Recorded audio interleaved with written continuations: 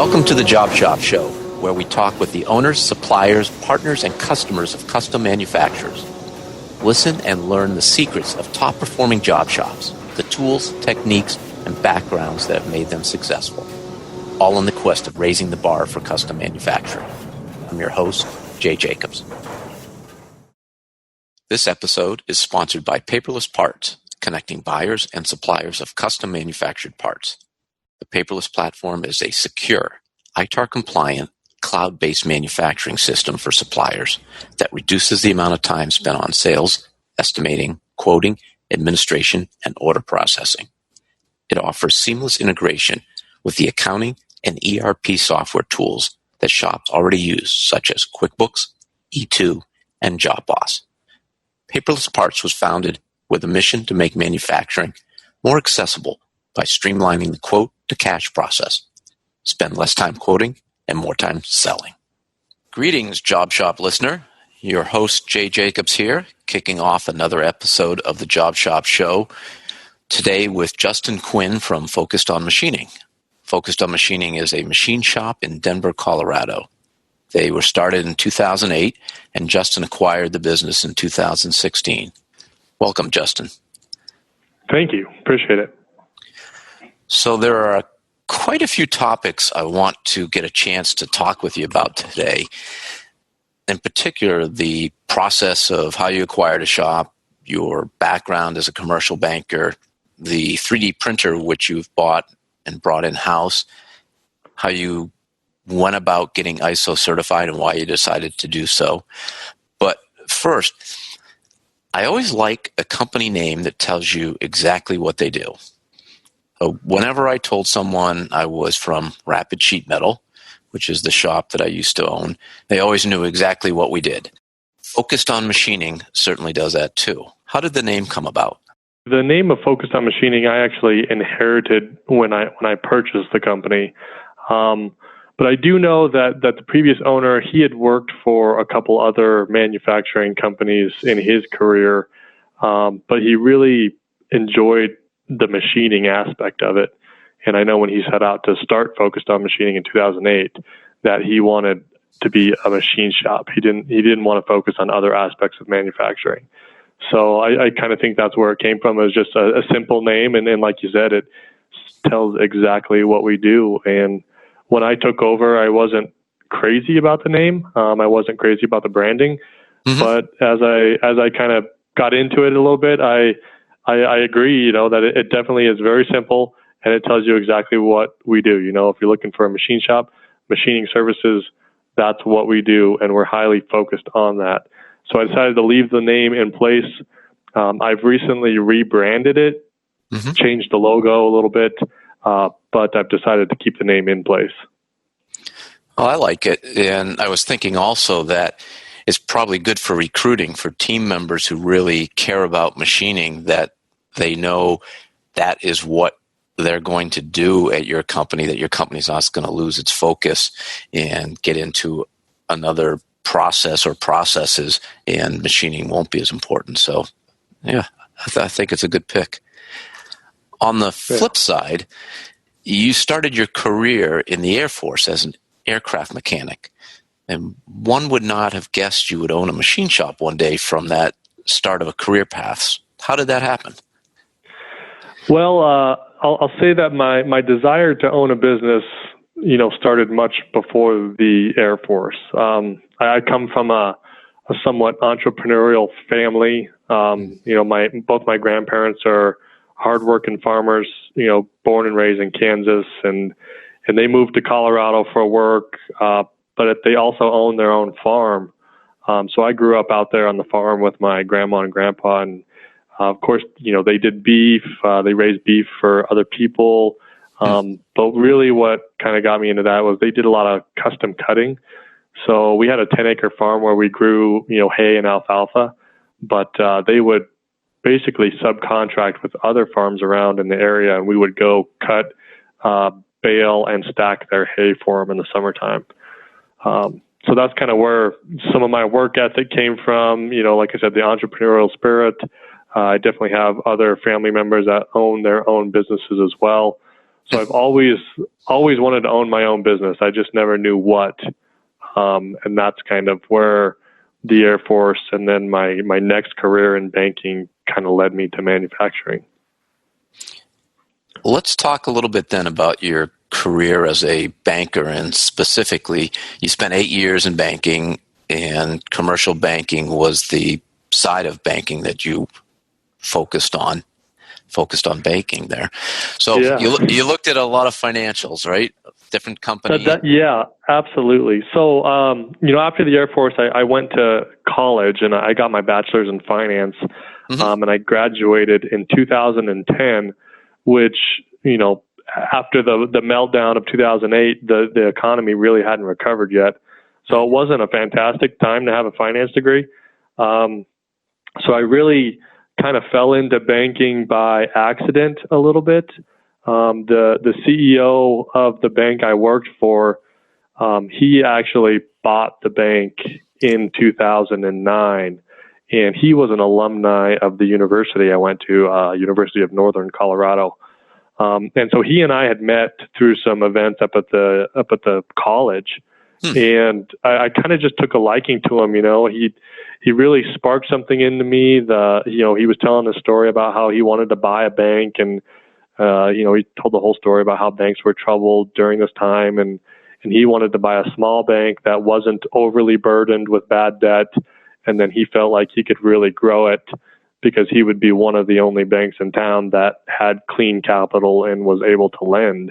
Gotcha. So, I got his business card when I was a senior in college, and I called him up, and he had just purchased the bank, so he didn't really have a lot of opportunities for a young person like myself who didn't have a ton of experience but had, a good base of knowledge to start with. So I actually started at an internship with a company called Brown Brothers Harriman.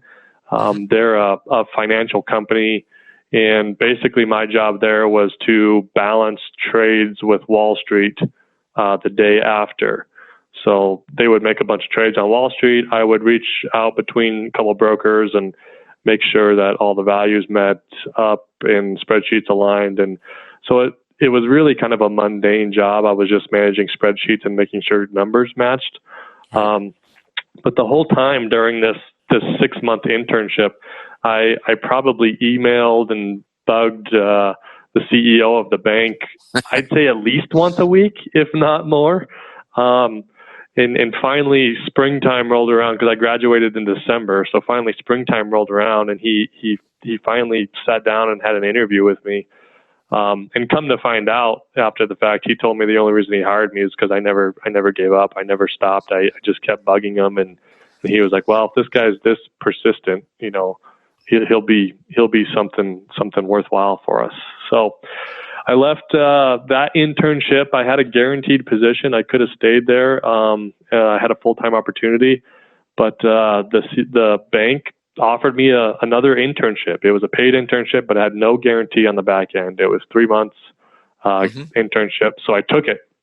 Like I said, I knew this guy was someone I wanted to work with and for and learn from. So I took the internship and started in the finance department, really just doing tons of odds and ends things, managing financials, doing reporting for the bank. And then I started, I kind of had a leg up on Excel from a lot of folks. I was really advanced in Excel. I took some Excel classes at the university.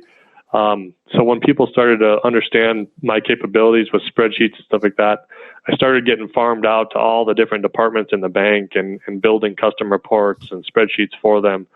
So I kind of got my name spread around the bank, which at that time was really small. We were I think I was the 30th employee at the time. So a pretty small bank. Right. And just started, doing whatever I could. And finally, I got an opportunity about a year later to move into the underwriting department. So I did that. I started underwriting commercial loans. I did that for, I want to say 2.5 years. And the whole time I was in there, I really had my eyes set on being a commercial banker. The lenders in a bank are kind of the salespeople, if you will. So they're the ones that are in charge of drumming up the business, meeting customers and businesses, and then studying their financials and determining, whether they're bankable or what kind of products to offer, et cetera. So after a couple of years in underwriting, I got an opportunity as a junior lender. And Justin, let me ask you, before you talk about your role as a junior lender, what is underwriting at a bank when you say that? So underwriting is essentially financial analysis. When you go to a bank and they request 3 years of tax returns and 3 years of personal financials and your credit report and all that, all of that information is going into an analysis tool, whether it's a spreadsheet or customized software. Honestly, that all underwriters are doing is determining the ability to repay debt. And they do that through a couple of metrics. What we used a lot was called the debt service coverage ratio. Right. So basically, we would take your financials, and a bank is looking at cash flow. They're not. Of course, they want to see profits and things like that, but they're really looking at cash flow, trying to understand how money is moving in and out of the company, and determining if that source of cash coming in and out is sufficient to pay debt. And that kind of boils down to the debt service coverage ratio, where we would determine the amount of debt they're looking for, the size of the loan. Obviously, that would give us our loan payment, and then we would see how much cash flow they have to service that payment. We wanted to see, 1.25 to 1.5 times cash flow over the debt payment. So if someone on their profit and loss statement showed that they were making money, and perhaps a lot of money, they may actually not have the cash flow, though, to support a loan that they're requesting. Did you see that at times? Yeah, very true. There's, for owners of companies, depending on what type of entity you have set up, the most common small business is the LLC. There's multiple ways for owners to take money out of that entity that don't necessarily show on the income statement. So you could have, just like you said, you could have a very profitable company when you look at the income statement, but then you boil down into the cash flow and you can see that the owner is financing, their lavish lifestyle maybe through the company. And while it's greatly profitable, when you look at what we call the global scenario, where that includes the business, the owner, any other owners, any other businesses they may have, commercial real estate. When you put that all together, that's when you can really see, okay, as an entire entity, where is the cash going, and are they retaining cash or spending using cash? And that essentially gives a bank or somebody loaning money a sense of risk of making that loan and their ability to repay it based upon the cash. Exactly. And that's kind of where banks, in my opinion, get stuck. It's a little counterintuitive, right? They want to see a really healthy, profitable entity that retains their cash and, saves their cash. But the flip side is a company that does that doesn't need to borrow and doesn't need debt. So it's, right. And that's I think where banks are in trouble these days, is because they're so focused on these metrics that they're kind of leaving small banks out of it a little bit, because small banks are reinvesting, or small companies are reinvesting in themselves, and so there's not a lot of cash left over. They may be profitable, but especially in the machine shop world, our capital expenditures are huge. Right. Right. We traditionally spend more on equipment than we make in a couple years of net profit. So, which, banks, it's nice because there's always that lending opportunity, but there's always the reinvestment. There's not a lot of cash left over to just put in a bank account and let sit there for a while. Underwriting then sounds like it's the perfect way to get to understand all the financial metrics that you need then to become a junior lender, which was your next step. Yeah. So that's really the base. Underwriting, you really got to understand business financials, and you got to understand how the business operates and what it does just by reading the financials. And then that's really the base of becoming the lender. Really a lender is still an underwriter at heart. They're just more externally focused than internally focused. They're the ones that are out there meeting businesses and trying to uncover opportunities for the underwriters and other bankers to analyze and determine whether they want to take on as a customer. It makes sense, because if you are a salesperson for the bank, if you bring bad deals to the table, then you've wasted a lot of your time where you can't spend the time on making a better sale, or a sale that's more likely to happen. Yeah. In time and money, a bank lives and dies by their loan portfolio, and as we've seen with interest rates in the past 10 years, they've been very low, which is great, but from the banking perspective, it's tough because their margin is so much smaller. So, if a bank writes off a $100,000 loan, it could take them multiple years to make up that $100,000 that they lost in that bad debt. So that's why they're so risk averse. The bad loans really have a big impact. Yeah.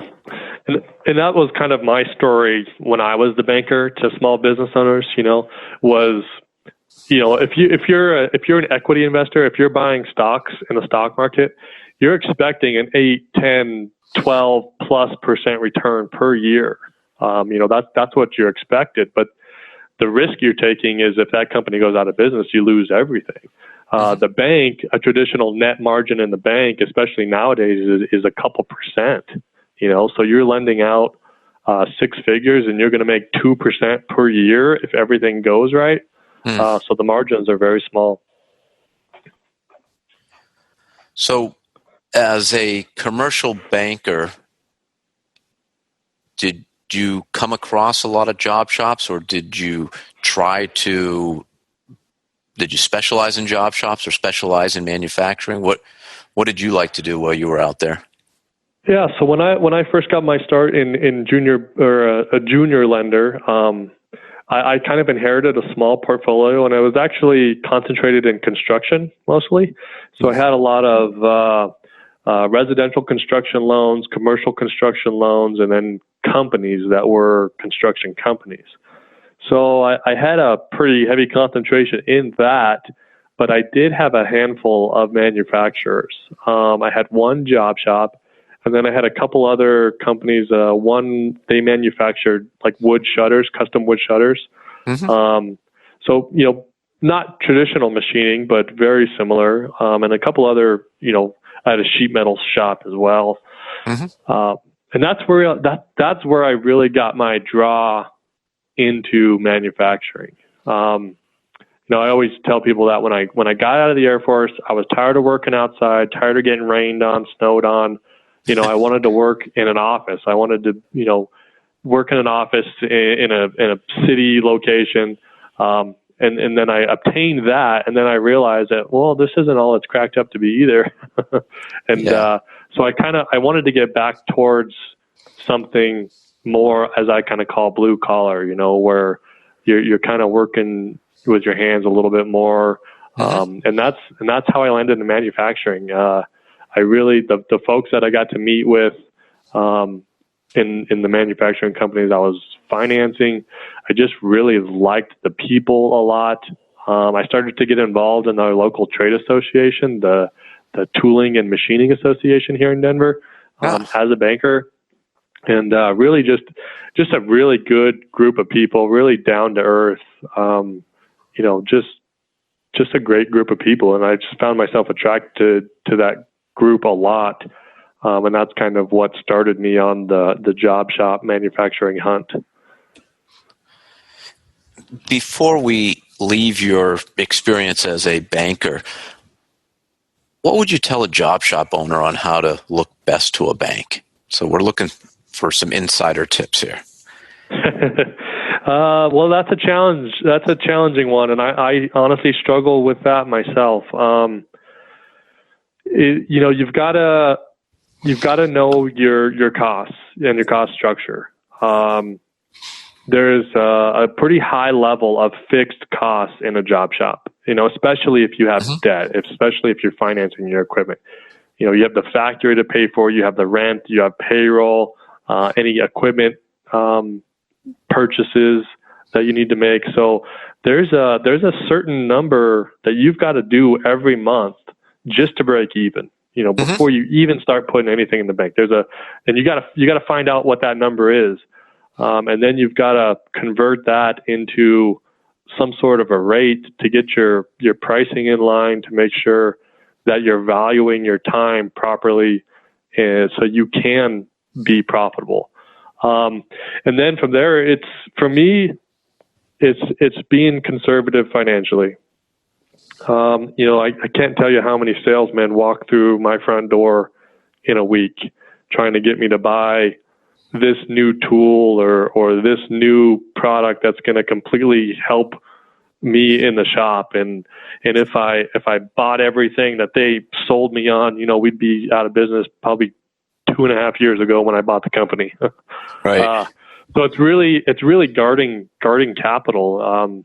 When you do have profits, hoard that cash and really hang on to it as much as you can, and then be wise with your investments. Really try to think long term with your investments, because one, they are so expensive and they do use that cash. So that's what I've done these past couple of years, is really bust my butt to be as efficient as we can, to save money every spot we can, really get our costs as lean as we can, and then to make smart investments for the long term with that money. Any thoughts on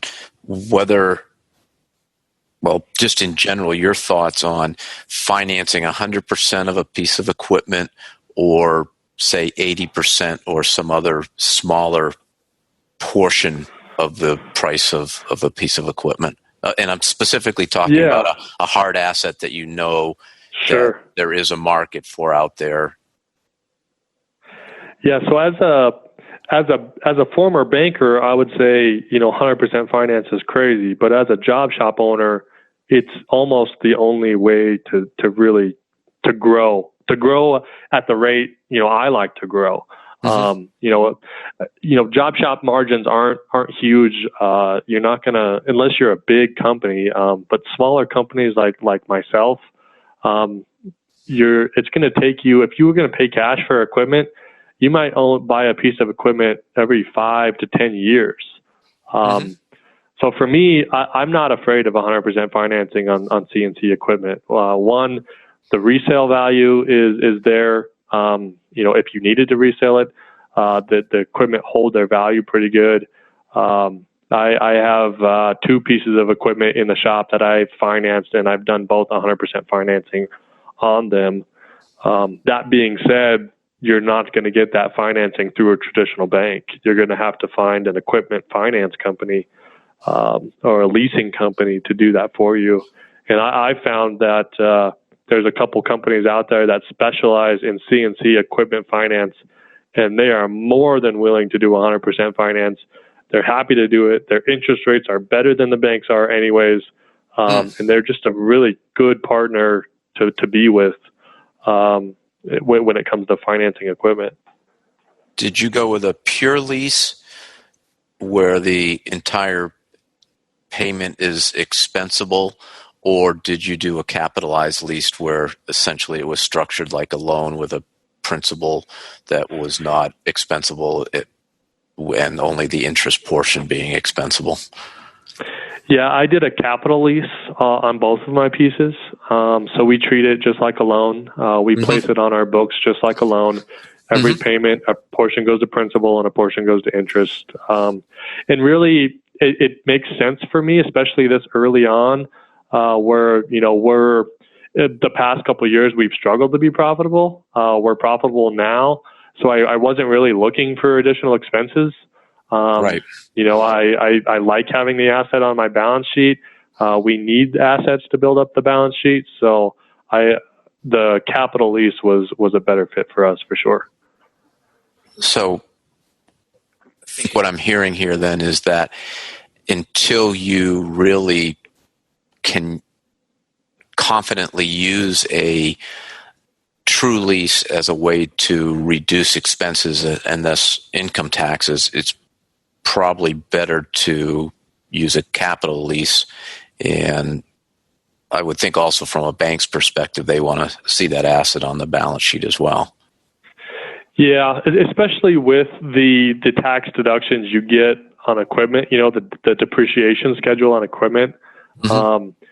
If you're a small shop like myself and you're maybe buying one machine a year, you can depreciate that entire machine in 1 year.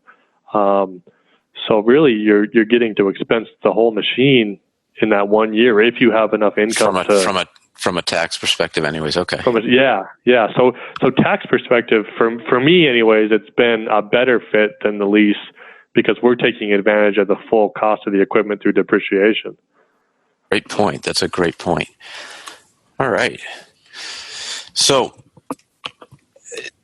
it got to the point where you went to enough association meetings, you had enough customers who were job shops, you were getting an itch, it sounds like, to be your own boss and not be in a desk job 100%. What was the true catalyst to say, yes, this is the time to become a job shop owner? Yeah, so it was kind of twofold.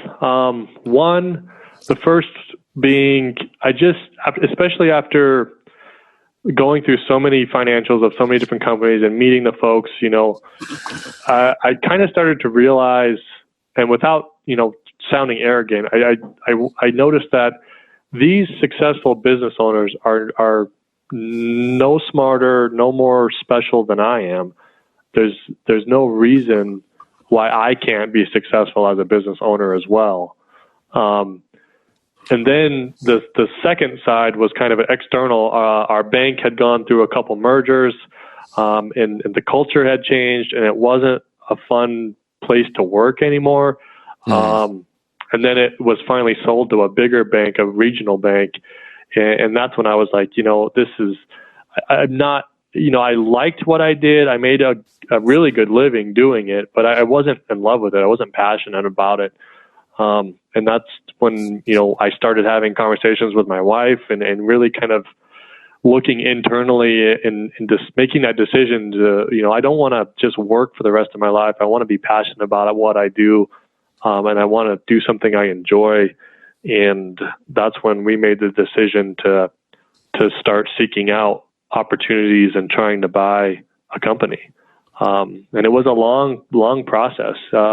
It was a 2-year process from the time I committed to say, yes, we're going to buy a shop until we close. It was 2 years. So it was a long, the hardest part was finding opportunities, was because a lot of small job shops, there's no vehicle for them to be sold. It's not, you hear about big companies getting bought and sold all the time, but right. When you're a small little company, there's no marketplace for you. There's no source of people that are trading companies back and forth. So I really had to leverage the network of folks I've met through the trade association. In fact, the gentleman that put me in touch with the owner of this company was the insurance broker.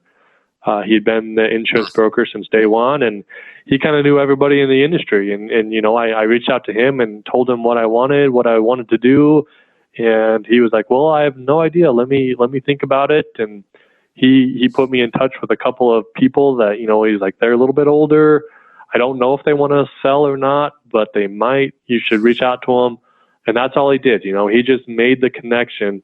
And then from there, I started reaching out to folks and seeing if there was interest there. And then we started working on offers from there. Did you have specific criteria that you mapped out ahead of time in what you were looking for, parameters of minimums and maximums in different areas? Not really. I would say the only parameter I had was on the maximum, only because, I didn't have the personal financials to really put a ton of money into it myself. Mm-hmm. So that kind of limited me on the upper end. It any shop doing about a million to 2 million was kind of the upper limits of what I was looking at. Only because, thinking this owner's going to want money down, or if I do finance through a bank, right, there's only so much debt I as a person can support because of my personal financials. So that was really the only limit on the upper end. I looked at a couple really small companies, doing much less than that, like 1 or 2 folks. I looked at some companies a little bit bigger than that, and then I actually did write an offer on a company that was doing about $5 million a year. And I got the farthest on that one, but it actually came down to the finances where, the bank wasn't willing to lend me enough money to put into the business, and the owner didn't want to finance enough of it either. So that's kind of where I ran into that ceiling where, I had a strong offer. I valued it properly according to the owner. But I just didn't have the financial horsepower on my end to put it all together. Just curious, has that shop subsequently sold, or is the owner still with that shop? No, that shop did sell. So my offer was competing against another shop owner, actually, and they had an all-cash offer. And it's actually kind of funny because I still talk to that owner today, and he still mentors me a little bit. And he told me after the fact, he's like, I wanted to sell to you so bad because I liked you. I liked who you were. I liked your vision and your thought and your plan, but he couldn't take that financial risk, of financing the whole thing for me. So he's like, he told me that afterwards. He said, I'm going to go with the other offer. It's all cash. But he committed to me that, he said, if there's anything you ever need, any advice, anything, you don't hesitate to call me and I'll help you as much as I can. And he's been a great resource to me. He consulted with me when I first took over the shop. We did not have an ERP system in place. So he helped me navigate those waters, and we kind of went through it and looked at a bunch of different ERP systems and narrowed it down. And he actually helped me get that whole thing implemented. How many shops did you end up looking at in the 2 years? I'd say I probably looked at a dozen, but I only got to a stage to where we were actually communicating and writing offers back and forth on 4 of them. And was that because you decided not to go further, or was it something else, or a variety? Yeah, I think it was a variety. A couple of them I didn't want to move forward, especially after visiting the shop and seeing it. I was like, no, this is not what I'm looking for. There were a couple really antiquated shops, where it was nothing but manual machines, and you could tell they kind of stopped growing 20, 30 years ago type of thing. So that those kind of self-eliminated themselves. And then there were a couple more where, they were thinking about selling, but when it came down to it, weren't really interested in selling. So they just never kicked off, never went anywhere. And then the other 4, we got to the offer stage. I looked at financials, I analyzed financials, but then we kind of got into the issue of, the job shop is always more valuable to the owner, especially the one that's been there for so long, than it might look on paper. And that's where the big struggle was my offers were coming in much lower than what their value was. And let's talk about that for a second, because that is really common out there. And I'm sure there's a lot of job shop owners who are listening now that are considering exiting their shop. They have a certain value in mind, but the value may not be what the market values. So what could you say to a job shop owner, one of those owners who you didn't want to pursue because their value was higher than really what the market was? Any thoughts there? Well, the first thing I would say is, if you're trying to value your own company, have a reason for the number you come up with, right? Like, I mean, we all kind of feel like, oh, my company is worth about this, but why? Why is it worth that? And it's got to be tangible. It can't be because, you know, we're the nicest machine shop in town and these are the nicest group of guys like that. You know what I mean? Like, it's got to be tangible. And that's where my approach looking at it was financial. You know, I based it on a cash flow model. So, just like I kind of did when I was underwriting, I took these companies' financials and I boiled them down to cash flow, and I figured that I could pay a 4 times multiple on cash flow. So, you know, if a company is cash flowing $100,000 a year, I would put that valuation around $400,000. And I kind of backed into that for my own purposes. One, knowing that I didn't have a ton of money, I wasn't buying this company with cash, so I had to finance it. I had to pay that debt, and so my goal was to get into a company that had decent cash flow that could support the debt payments with the company finance, and also pay myself a decent enough living to where, you know, I'm not eating ramen noodles along with my 4-year-old. That you know, right. I can eat something else if I want. But did you then take the current owner's salary and put that into the cash flow, and then take out a number for yourself to get to the final cash flow number? Was that how you did it? Yeah, absolutely. You know, I added things back like interest expense. I added that back because I knew that my debt was going to be replacing all of their debt. So I added back interest expense. I added back owner's salary. A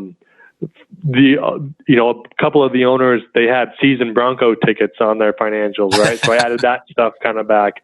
Everything that wasn't necessary for the business to operate it, I added back into the financials. And then I took out, you know, my debt payment that I would need to finance the company, the salary that I was looking to have. I took that out, took out, you know, a little bit here and there for growth opportunities or further investment. So yeah, it was a lot of adding back things that were coming out of the financials and then subtracting what I knew I was going to have to put into it to get to that final cash flow number. And then, like I said, I tried to base it on a 4 times multiple, but that really was my starting point for the conversation. I wasn't hard and fast on 4 times multiple. It was let's start here, and if we're in the ballpark, you know, we can wiggle up or down. But that was my starting point. You mentioned that you financed. So did you work with a bank to do the financing? I tried, and it just didn't work. I didn't have enough down payment, and it was hard for banks to understand the collateral value of a machine shop. You know, of course they could look at the CNCs and get that, but so much of a machine shop's assets are tied up in tooling and other inspection equipment, things that are harder to value. So I tried a couple times, but it just never worked out. So what I ended up doing here in this shop was an owner carry, and I got lucky enough that I found an owner who was willing to do that. And in fact, a couple of the owners that I wrote offers on were willing to do that. So basically, you know, we agreed on a down payment, and it was just about every penny of my life savings as a down payment into the shop, and then he carried the rest. So we wrote a formal loan agreement, and I make loan payments to him every single month. What was the term length of the loan? I did a 15-year loan, which was pretty long, actually. Yes. I didn't think I was going to get away with that. And this is where I think my expertise in banking kind of came in a little bit. So yeah, we did a 15-year fully amortized loan, which benefited me greatly. I had thrown out there on other offers though, where we would do like a 10-year loan and maybe reprice after 5 years or something like that, or have have a balloon period after 5 years, but I was lucky enough to secure the full 15 years here, and we're ahead of that now. We'll have that paid off well before 15 years. But from my coming into the business, not knowing the business well, I wanted to be as conservative as I could on the cash flow because I knew it was going to be a challenge, and I didn't want to run it, as tight as I could. I wanted to leave as much wiggle room financially as I could. I'm glad I did because the first couple of years were tough, and there was a lot of things I changed that I didn't anticipate changing, and a lot of money was spent that I didn't anticipate spending. And we used up every bit of that slack that I had built in early on. And it's now starting to pay dividends, though. Things are turning around, and we're really hitting our stride now. So we'll really make some great progress here in the next couple of years. But it took every bit of everything I had built in and every cushion I had built in to get this thing turned around and move the direction I wanted to go. I had the same experience. Within the first 2 years, we were probably a month or two of, if sales had not increased even the incremental amount that they did, then we may not have made it within the first 2 years. So there's a lot of unanticipated expenses that come up, and I was fortunate enough to have a mentor who told me beyond what I was even projecting to have a 20% cash cushion, and if I hadn't had that, we would not have made it. I think, though, it's really important for job shop owners who are looking to exit to understand that there are not a lot of cash buyers out there. No. And that the buyers like yourself who want to acquire a machine shop, the banks are not necessarily their friends in helping them come up with the money that a job shop owner wants, even if it's a reasonable price all the way around. The financing is really an issue for the buyer. And that job shop owners, if they truly want to sell their shop, probably need to be prepared before they begin the process to think about how much they are willing to take back in the purchase price, essentially, as you said, right, carry the note from the buyer, because if they are not willing to do so, they're probably either not going to sell their shop or they're going to sell it for a lot less money than they anticipate. Is that a fair statement? Yeah, absolutely. Unfortunately, if you're I think less than $5 million cash flow or $5 million profit, which means you're obviously much, much bigger than that in sales, yes, there just isn't a market. There's no market there. And you're going to have to find and develop your own market, which means you're going to have to find another shop that wants to buy you out because they want to grow, or an individual like myself that wants to get into the business, wants to own a business, but doesn't want to start from scratch.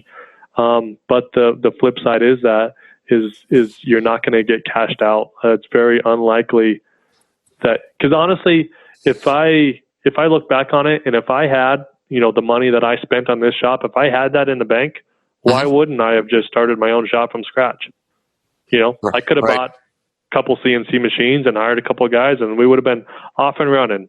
So yeah, the people that are going to buy out a job shop, they're not going to have that cash out option. So you want to, really try to get your valuation in line and figure out where your company truly is. And I think it's probably at minimum a 3-year process to exit, because any individual, any bank, they're going to look back at least 3 years. Okay. So if you want to maximize that valuation, you need to have very strong, very clean financials for 3 years in a row, or you're going to take, your valuation is going to be lower than what you anticipate it to be. So I think when I say things like some of these owners had, season tickets to the Broncos on they're paying for their wives and their kids' cars through the business. Like, Right. Those are the kind of things that you need to have out of the financials. That way, someone that's looking at taking over that business is seeing what the business truly does.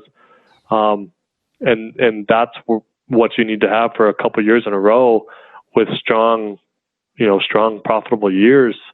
Otherwise, you're going to be trying to sell the shop, and you're going to have to convince that person that, okay, we lost money last year, but here's why we lost money, and here's why it's going to pay dividends in the future.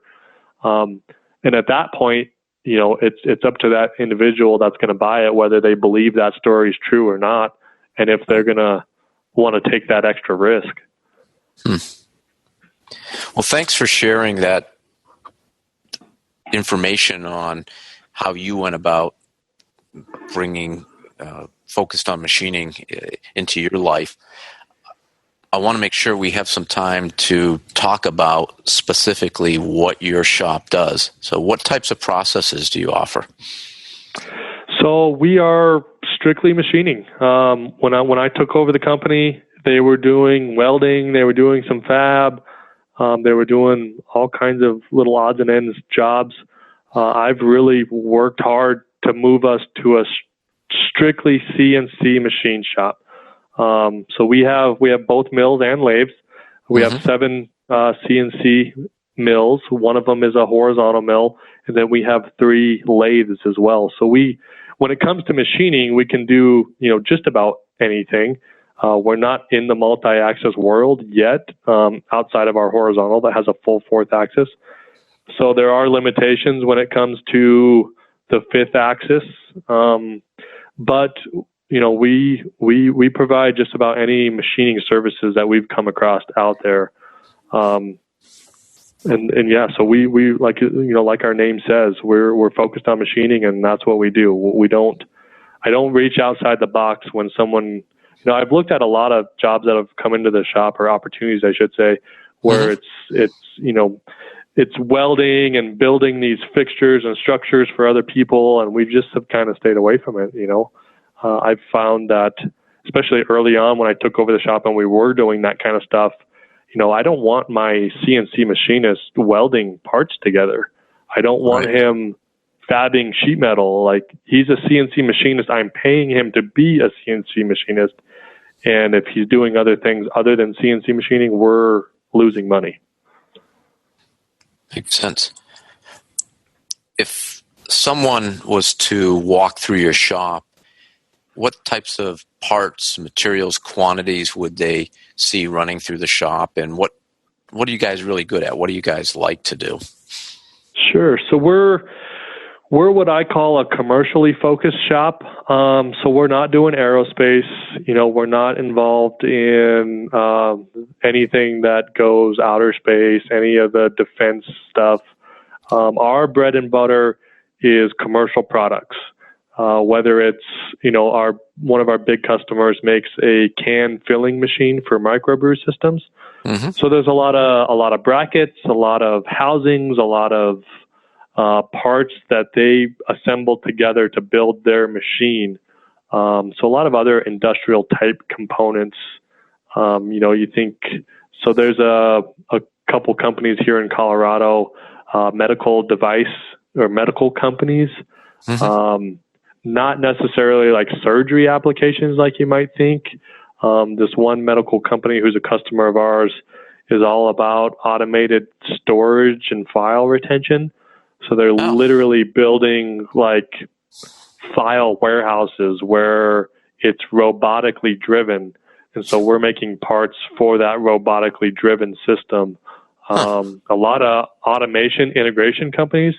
So a lot of engineering firms that are building automation systems for big companies, a lot of opportunities for custom machine parts in that business.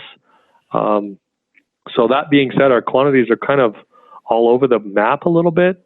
I'd say traditional, everyday job here is going to be 5 to 20 pieces.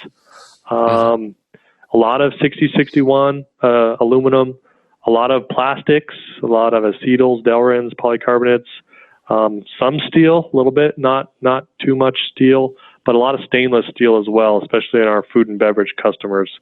A lot of 300 series stainless, 17.4.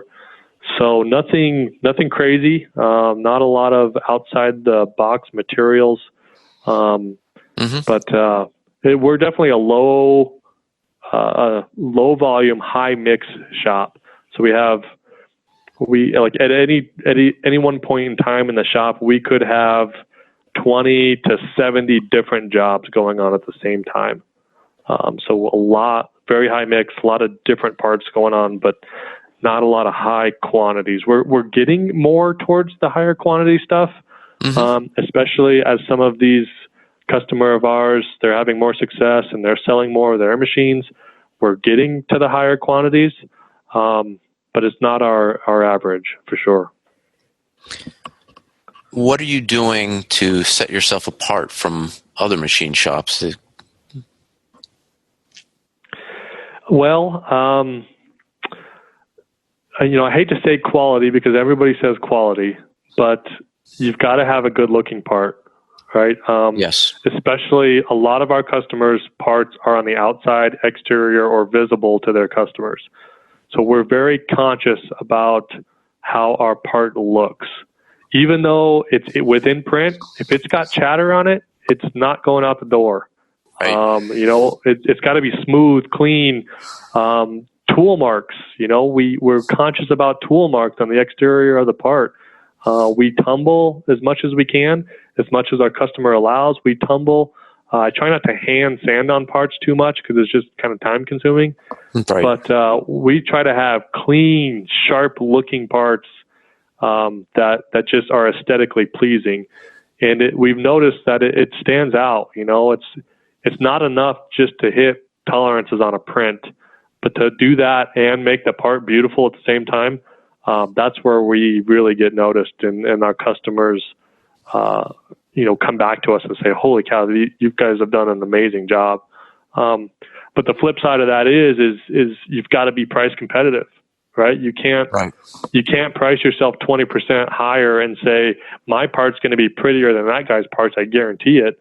You're just not going to garner 20% more for that. So it's doing all those things, but still remaining price competitive. Because in our commercial space, price is usually king. So it comes down to price quite a bit for us. So we find ourselves competing on price quite a bit. How about technology? How do you use that to differentiate yourself with other machine shops? Yeah, I would say I'm a huge believer and pusher for technology. It helps, that I'm in my mid-30s, so I'm already technology driven. But every one of my machinists has a brand new laptop at their station. We use Mastercam. We're on the latest model of Cat Mastercam. We pay for that upgrade every single year. And every single one of my machinists, whether they know how to program or not, they have access to that Mastercam software so they can pull up that 3D model. They're looking at the 3D models every day. Of course, the ERP system, that was the very first thing I did when I bought the shop. I implemented the ERP system to integrate technology into the shop floor, to have a standardized, job traveler, have a method of how we take orders, how we process the order through the shop, how we ship, how we invoice. Without an ERP system, boy, that's a nightmare to handle, and you really can't grow beyond a certain level without it, because otherwise it's one person running around with their hair on fire every day, keeping track of everything. Which we do that. Which ERP system? We're with E2, ShopTech E2. So we signed up with them 6 months after I took over the shop. It's been fantastic. When we first started, it was kind of an older server-based model. It looked old, it felt old. But this summer they rolled out their new web platform. We've migrated to that, so it's really handy. Myself and my production manager, we both have tablets. We can walk around the shop floor. We can integrate with E2 right there on the tablet. We can look up any job. We can see what the status is of any job with the tablet right there on the shop floor. I've also recently implemented machine monitoring software. So on two of my machines, I'm monitoring cycles. I'm monitoring, up cycle, down cycle, how often they're in cycle. I'm tracking utilization rates. Again, it's a piece of technology that tells me, are we being efficient? Did we use that machine as much as we could have, as much as we should have? Are we getting the capacity I think we should be getting? Because it's impossible to stand out there and keep my eye on every guy every single day. But when I can look back and see that, okay, he hit, his target for the day, he hit that 70% or whatever it is, or why was your machine only in cycle for 30% of the day? What happened? Was there a breakdown, quality issue, programming? For me, that technology piece is really allowing me to understand our pitfalls. I notice when we have a customer that has, they order ones and twos from us a lot, and their parts are pretty complicated. There's a lot going on. And I found through this machine monitoring that we were drastically undervaluing our programming time. I was kind of allotting maybe an hour of program time, and I'm finding on some of these jobs it's taking 2-3 hours. And in a 10-hour day, that's 20 or 30% of the day gone that you didn't bill for, essentially. So that technology piece is really allowing me to understand, what our utilizations are on the machine and how are we winning or losing based on time. Which software did you implement for machine monitoring? It's called Sytec, Sytec. I went to IMTS this year and I looked at every single one of them out there, and they were the only one that had an open pricing structure. So they told me what the price of it was right then and there on the spot. And it's no formula, right? It's a one-time setup fee to get you set up on the system with the software, and then you pay. They have multiple tiers which have different capabilities. But the base tier, like I am, it's $50 a month per machine. That's it. It doesn't get any easier than that. So I went with them based on price. It was machine monitoring was something I knew I wanted and needed to understand, but I didn't have a ton of extra money to pay for it, right? Like, it was kind of one of those things. It was like, this isn't going to put money back in my pocket immediately, but in the long term, it will. And I need to get into this and get into it now. So I kind of bit the bullet. I put it on 2 of our newer machines that were easier to hook up. And now I'm starting to understand the value of it. And we're going to start adding it on other machines. We're probably going to bump up levels to where now my machinists can interact with it and they can tell me why they were down. So, I don't have to go ask the question. Now I can see, I was down for an hour because I was waiting on quality or machine maintenance or programming. So that's probably our next step to bump up to that. I love it. That's awesome. Yeah. The final. Oh, go ahead. Yeah.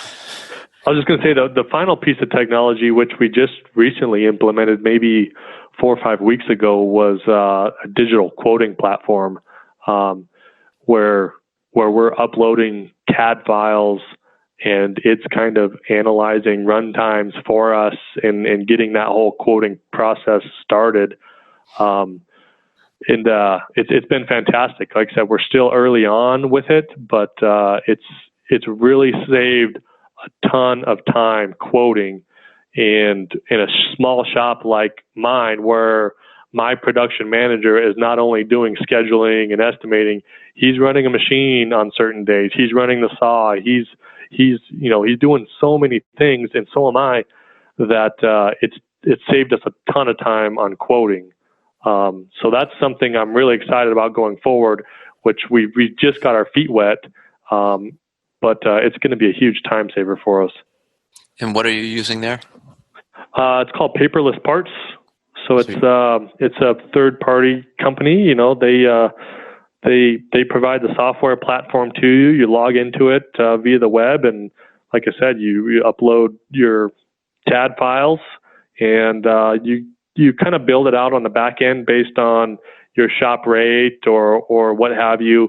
And then it'll analyze the run times based on that 3D model, based on the parameters you put into it. So it's really taking my old method used to be take the print, hand it to a machinist.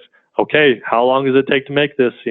How many setups, how much time for each setup, and then what's your runtime?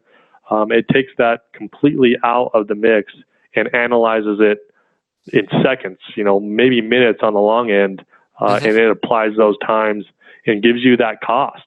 I've built in my setup times in there, so it knows, if it's this many setups, it's this many minutes. You multiply it by shop rate. There's your price for setup, and then it might say, okay, to make this part, it's 20 minutes total cycle, and it'll apply my shop rate to that 20 minutes, spit out the price, and then I got to go in. I got to add material and any outside processing, but it really makes it quick. Excellent. Tell me about the 3D printer that you've brought in-house. That sounds really cool. Yeah, so we actually brought in our first 3D. We have two of them now. We brought in our first 3D printer last Thanksgiving, and it was a Black Friday special on Amazon. It was this tiny little 3D printer from China called the Ender 3, super low level. Nothing fancy. We even had to put the darn thing together ourselves when we got it here. But me and my production manager, you hear so much about 3D printing, right? And then of course at IMTS, we saw a ton of 3D printers and big 3D printers. And we just were like, it was $200 on Black Friday, and it came with a spool of filament. So we're like, let's buy it. Let's just buy it. And I just had a feeling though, like this is going to be one of those things where you don't really know what it can do until you play around with it. So we bought it. We brought it in the shop, and we just started playing. We started making stupid toys. We started printing things, and we're realizing, it's not as easy as it seems, but it's as cool as it seems. We started tinkering around, playing with it. Before we all started thinking differently about how to make things for the shop. And we have little plastic things on the sides of a lot of my CNCs to, hang calipers on or hang other tools for the machinist that we've 3D printed. So it started off real kind of crazy like that. And we had this customer actually from the West Coast reach out to us, and they wanted us to machine basically a test tube holder. So he, in his company, he will take different types of seeds, put them in a test tube together, and shake the crap out of them, and somehow that cross-pollinates them, whatever, and he comes up with hybrids.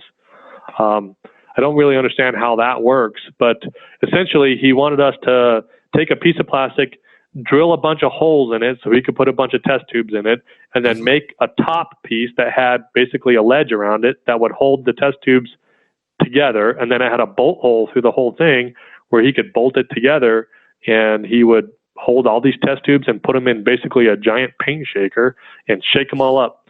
And so we quoted it, and with the plastic and the machining and this and that, it was a little higher than he wanted to spend, and of course it was going to be a couple weeks to make, and so I looked at it and I was like, God, it's just plastic, and I threw it out there. I said, hey, what about letting us 3D print this for you?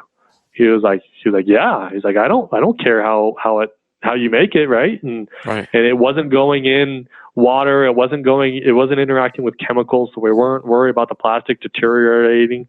So he sent us models, and 6 hours later we had the part printed, and we sent it to him, and he was blown away. He was like, holy cow. He's like, this is more than I could have ever asked for.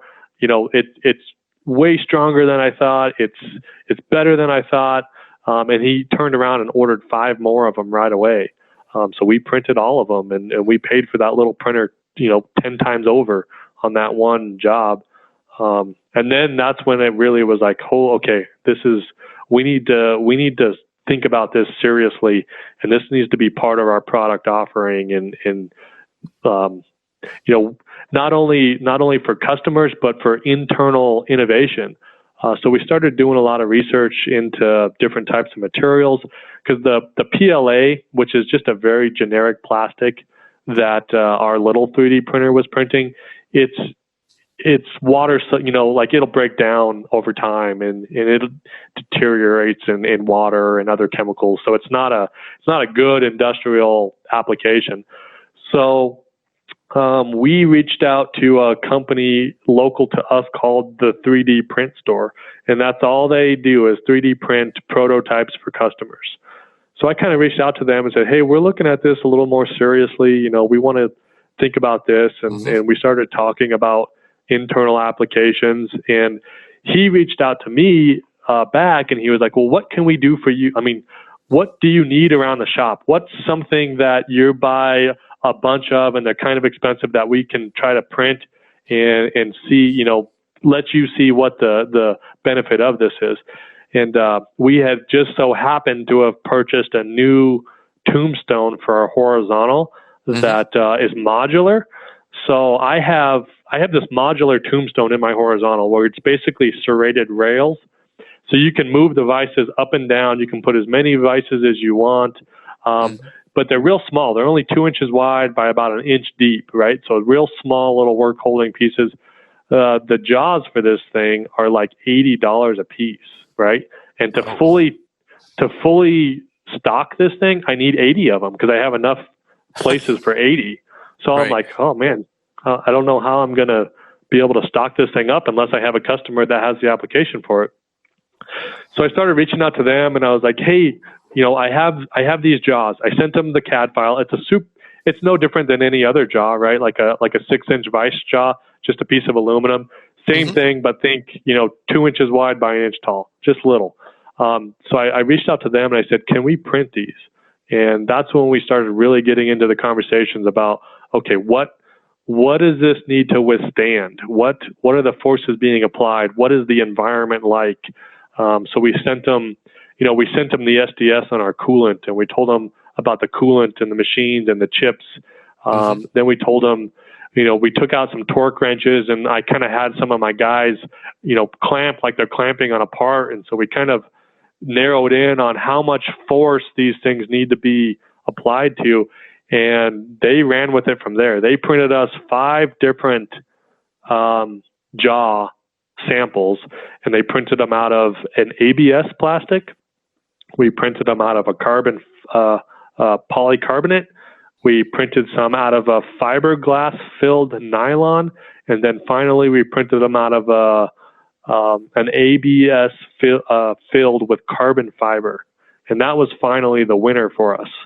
So we brought all these samples back to the shop, and we literally just put them in our vices, and we took our piece of round stock and we clamped on them, and everything else was squishy, like it didn't feel squishy to touch, but when you started applying force to it, you could see the metal denting into the plastic. And obviously that's just not going to work for work holding. It's not repeatable. It's not rigid enough until we got to that carbon fiber one. And we actually cranked it up, and we're getting almost 1,900 pounds of force into that carbon fiber before it started giving and denting in. So the work holding pieces that you would have had to purchase from the manufacturer, they were made out of aluminum, or were they even steel? They were a steel. Yeah, he doesn't offer this vice company doesn't offer an aluminum one. We've made aluminum ones ourselves, but to get into a steel one, it was like $80 a piece. So you replaced steel with a carbon fiber filled ABS. Yes. And first we replaced it with aluminum in the shop, but it ties up a machine, right? You got to buy the material. I got to pay my machinist to make them. And it came out to, I think the aluminum ones were pricing out in the $10 range, so still not much. But the ABS carbon fiber, we push a button and it prints 20 of them, with no one taking a look at it. And the material, we're sub $2 a piece. Wow. Conservatively. Wow. I mean, a 1 kilogram spool of ABS carbon fiber is like $20, and I could probably get 100 or more parts out of that spool. So it's the savings have have gone through the roof. This is how we change custom part manufacturing. I love it. That's right. And that's the exciting part is now. So I have a customer, a new customer that we just got maybe 2 months ago. And I don't want to say their name, but they are a 3D printer builder. So they build 3D printers that are printing aluminum, titanium, stainless steel, very high-end machines. This company also has a sales division where they're 3D printing parts for customers. So they reached out to me. They found us on our website, and they reached out to me with a couple of really cool parts that they 3D printed that they needed some very easy machining on, right? Like we just needed to clean a surface and to tap a hole on this one part. But it was this crazy geometry that a traditional machinist would be like, there is no way to hold on to that part inside a machine. And he's right. You can't machine, you could machine a jaw, but it's going to take you a week to make the jaw just to hold the darn part. Well, we took his 3D file, we imported it into our master and in Mastercam software. In the new software, they have this tool where basically you can make a negative, right? So we took that crazy geometry, we made a negative, and then we took that negative, put it into our jaw, and we 3D printed a jaw. And now we're holding onto this part with really good work holding in a completely customized fixture that maybe cost us $5 to make. That is very exciting, Justin. Yeah, it's cool. That's a great story. This customer, they came about maybe, I want to say 2 months ago. Let's say 2 months ago. I've already done over $20,000 in business with them in 2 months. Perfect. Just because of our willingness to think outside the box. And, because he told me, he's like, I've been to every machine shop I could find and no one even looks at these parts. And we were like, yeah, we'll look at it. And not only will we look at it, but we did it and we figured it out. And it's been a great relationship since. My belief with the ability for 3D printing to do what it's able to do today, the advancement in the materials and the more flexibility of the both design software and tools like Mastercam, where you can use it for design as well as the actual creation of the manufacturing instruction set.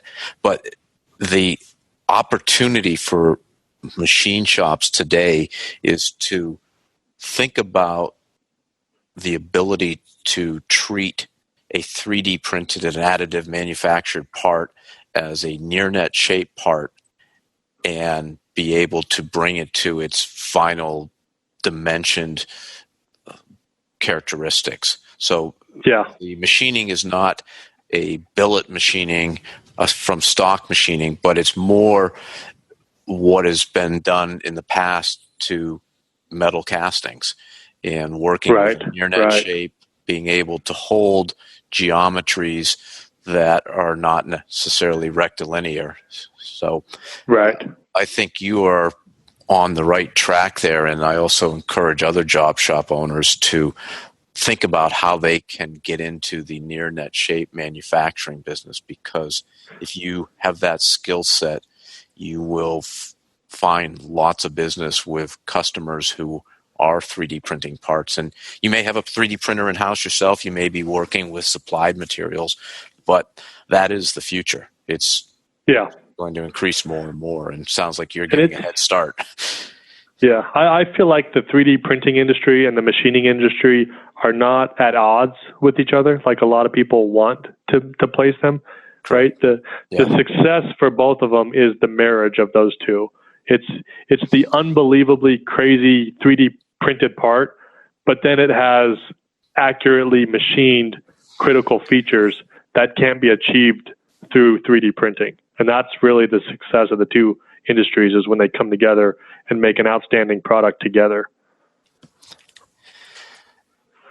We've been chatting for quite a while here, and I could keep going on about some of the things that we've already talked about and get in even more granular on that. But before we wrap this up, can you give me some quick bullet points on your ISO certification process, because it's unusual for a smaller shop to be ISO certified, and how did you do it differently that made it so that it didn't bring down the shop while that was happening? Yeah. So I think one of my advantages in this whole ISO thing was I didn't even know what the heck ISO was before I got here, right? Like that to me was just 3 letters. Like, what does that mean? So I got to the shop, and then through the individuals I had already working at the shop was ISO certified when I bought it, but it literally was expiring right as I bought the company. And so we let it lapse. And after going back and looking at the quality manual that was written and how the ISO process was written with the company, it forced the company's hand to perform a certain way because of ISO. Does that make sense? Yes. I think a lot of job shop owners will understand what I say, or what I mean when I say that. Yes. Was it bogged the company down to meet requirements due to ISO. So I bought the company, ISO lapsed, we weren't ISO certified anymore, which wasn't a super huge deal, but there was this one customer that we were really pursuing that we knew could be a big customer, but they were not going to do business with us if we were not ISO certified. So I started looking into ISO certification, and I had at the time a gal working for me kind of as a saleswoman / kind of office administrator, doing all things, guiding me down this path as a new owner. And she had been in manufacturing for 30 years, so she had tons of experience. So I kind of set her up and I said, I want you to really look into ISO for me. What is it going to take? What do we have to do? And she went out there and she found some ISO systems, and she said, here's what we got to do. Here's the process we have to put in place. And here's what we need to do to be ISO certified. So I started reading through the package she had put together, and I started understanding the procedures that she wanted us to do, based on her experience. And I quickly saw, I was like, there's no way. There's absolutely no way we can support this, right? Like, there's 2 people in the office and 6 machinists or more. How do we support this system? It's like there's no way I could fathom it. So then I started just doing my own research. And what is ISO? And we downloaded the standard. I read that damn standard probably 30 times, right? Like, and I still don't know if I understand it. It's such a weird language, and just the way it's written just doesn't necessarily lend well to reading. But I read through it, and I read through it, and I read through it, and I tried to really understand, what does ISO want me to do? What are they trying to get at here? And then once I understood that, that's when I started writing our own quality manual. And I think my unique approach about ISO was I wrote our ISO system based around the company that already existed and the individuals we had in place to support it, not the other way around. I think a lot of people get into ISO and they get a blanket, they hire a consultant, or they get a blanket quality manual. Okay, now the company needs to fit within that. I did it the other way around, where I said the ISO system needs to fit with our company and how we do business. So it was a painful process, and me and that gal, we worked together. We worked against each other a lot, but I was adamant that we will be ISO certified, and we will do it with 2 people in the office, including quality and everything. So we just started thinking about every process, right? Like, if you think about how work flows through a job shop, that was my whole goal, right? Like, starts with the RFQ, right? You get the opportunity, then you quote it, then you win the work, then you order the material, you make the part, you send it to outside process if it's there, you inspect it, you ship it, you bill for it, you receive the money. That's kind of the flow of work, right? So I just started at the beginning and started writing our procedures to meet the the ISO standard, but how did that fit with our shop? So we have, I kind of have like what I call a three-legged stool, if you will, where there's three people that integrate with our ISO system, and each one is kind of checking the other to make sure that mistakes aren't made and to have that double, standard, if you will, to make sure that things are being done properly. So, our procedures are very plainly written. They're not a lot of fancy language. It's very everyday terms. It's very simple. My quality manual, I want to say, is like 20 pages long.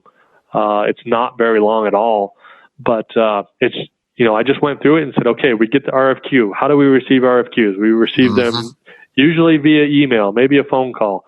What do we do with the RFQ? That, we download it into our system. We save it in an RFQ folder. We analyze the part and we ask kind of three questions, right?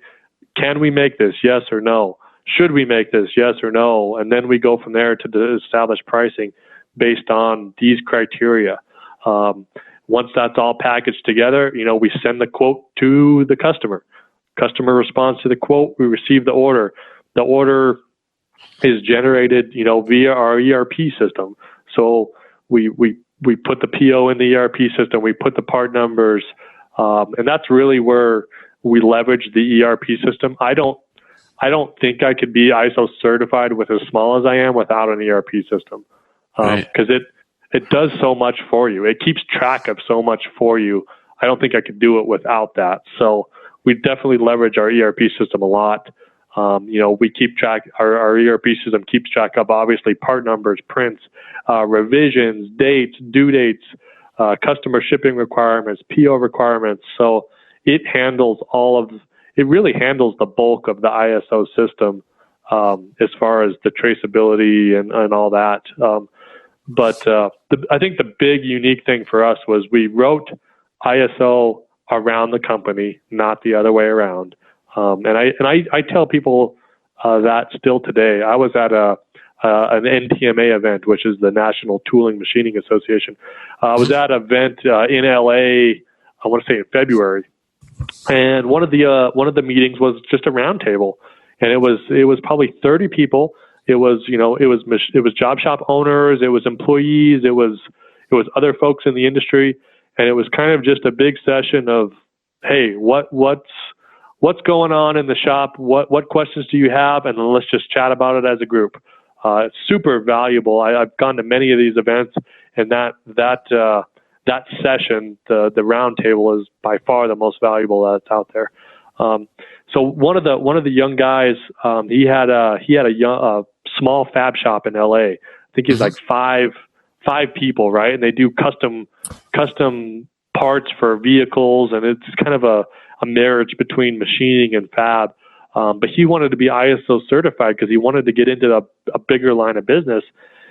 And his comment was, I've looked into consultants and I've purchased quality manuals. He's like, there's just no way we can be ISO certified and be as small as we are. And then he said, it's like, I'm not even sure it's going to be profitable enough for us to do. And so my response to him was two things. Was one, don't look at ISO for being profitable. If you want to be ISO certified, think of it like we should do this because it's going to make us a better company. It's going to, all the things that ISO wants you to do are all to benefit the company. It's all to be an upstanding organization, to where your customer knows when I order a part from you, I know it's going to come back to me to print with inspect on time at a great price. And to me, that's what ISO does. Is it validates your shop. It says we follow these standards and we meet these standards of ISO, and that's how you know that we're a legitimate shop and you're going to get your parts and your order taken care of on time and accurately. So I told him, I said, if you really want to do ISO, do it for yourself, not because not because you want to try to generate more revenue or not to chase a customer, even though that's what I did. I realized the benefit of ISO afterwards, and it should be internally focused, right? Let's do ISO because we want to be a better shop and we want to have these processes in place. Because once you get the processes in place, the shop can't not grow, right? I mean, when you get processes in place like that and you take care of customers the way they want to be taken care of because of the systems you put in place, you're going to just get more work and you're going to be more successful. So that was one. And then the second thing I told him was you need to write your ISO system and your quality manual based on how you operate today. Don't completely change the way you do things to meet ISO, right? Force ISO to meet you. I told him, I said, it's not going to be easy, and you're going to, those first couple of audits, you're going to have some issues, and you're going to have some arguments with that auditor. But these auditors, they're used to seeing tons of manuals, quality manuals and different systems, but they're all so similar that when they see a different one, it kind of throws them for a loop. So I said, embrace that, right? Like embrace the challenging the auditor and really fight with them and say, here's how we met this standard, and here's the standard, here's how we're meeting it, and here's how we're meeting it within our company. We're not doing it the way ISO says or wants us to do or someone else. This is what we do, and this is how we can prove that it meets that standard. So that's kind of been my approach to ISO was to really, write it based on our company and our processes. That way it doesn't overburden the shop. Because I can't have more people in the office than I do machinists. I just can't do that. So we had to find a way to support this system without being overly burdensome. That makes sense. Where can customers get more information about Focused on Machining? Do you have a website, Facebook page? Yeah, absolutely. Website's the best. So just www.focusedonmachining.com. We have a nice website out there. Kind of has a bunch of information about who we are, about who I am, what we do, and very soon, I don't have it up yet, but very soon we're going to have a whole page or pages dedicated towards parts that we make. So being the idea that you can literally see parts that we've made to get a better idea of capability from our shop. So look for that coming out very soon. Justin, it's been great to chat with you. I think it's really exciting to see people in their 30s get into custom part manufacturing because you're bringing into the custom part world the mindset of applying technology to make the business run better throughout the shop. You're applying it to the front end, you're applying it to the shop floor. And I think with what you've done in the short time you really have owned a shop, you've really given our listeners some practical, solid ideas on how they can apply these technologies that are available today. And these are the types of changes, that owners are going to make, that they can make. They're going to raise the bar for both an individual shop as well as the individual shops raise the bar to force other shops to raise the bar in general for custom manufacturing in the U.S. So I think this is a fantastic, I just really appreciative for you getting into the industry, making the commitment, putting essentially your life savings on the line. So thank you for sharing your story. Thank you, and thank you for having me. I really, really enjoy, sharing as much as I've learned in this business in the short time I've been there. And I freely offer up that advice, and I'll offer that up to any of the listeners too. If you do have questions, don't hesitate. Reach out on our website, give me a call. I'd be glad to provide any advice or just talk through issues you might be having at your shop at any time.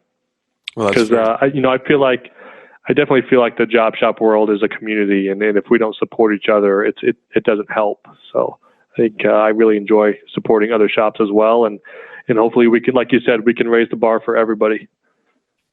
That's very generous of you, Justin. Well, that's it for another episode of the Job Shop Show. Thanks for listening, and keep those spindles turning and spinning. Take care. All right, Justin, that Man, I could have kept talking to you for another hour or two. But, Well, we'll have to do it again. yeah. I like that. I mean, there's so many topics to cover, so we could definitely, do another one of these down the road. That'd be great. Yeah, I had a quick question for you. You mentioned you have salespeople coming in all the time. Do you really actually get salespeople walking through the door these days? Oh God, yeah. Really? Metal sales, machine sales, HR services sales, and I don't have a great setup to filter that. My office is literally right next to the front door. Yeah, but it's amazing to me that because I see that there's a lot less salespeople on the road, so maybe it's a more regional type characteristic because I just don't see a lot of outside salespeople here. Yeah, maybe it's not a lot compared to what it used to be, but it feels like a lot to me, when they're taking up my precious time, right? Getting interrupted, yeah. Well, this has been a lot of fun, and yes, perhaps we will get the opportunity to get together. One of the things that we are thinking of doing, I'll just run this by you because I always like to beta test stuff, is similar to like the NTMA, is having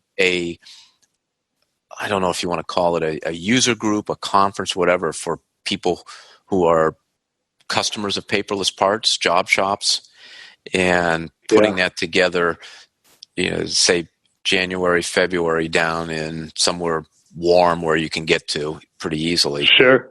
But focusing on a lot of the things that we talked about, just the cutting edge technologies, and not making it a paperless parts focus, but essentially how do you what's the best way to get equipment financing and actually make it, my idea at least is to get job shop owners to do quick 15-minute presentations on a topic, and maybe there's 3 presentations on finance, whatever, working with banks, getting an equipment loan, and then have a 15-minute roundtable. So put together a bunch of those things over, say, a day and a half. Would that be something that you would want to attend? Would be of interest? Oh, easy. Yeah, I mean, I would sign up for that in a heartbeat. It's funny because before I started going to these NTMA events, it was something that was like, oh man, I'd like to go to that, but it's going to take a day out of the shop, right? I just don't have the time. I don't have, the time to do that, to travel.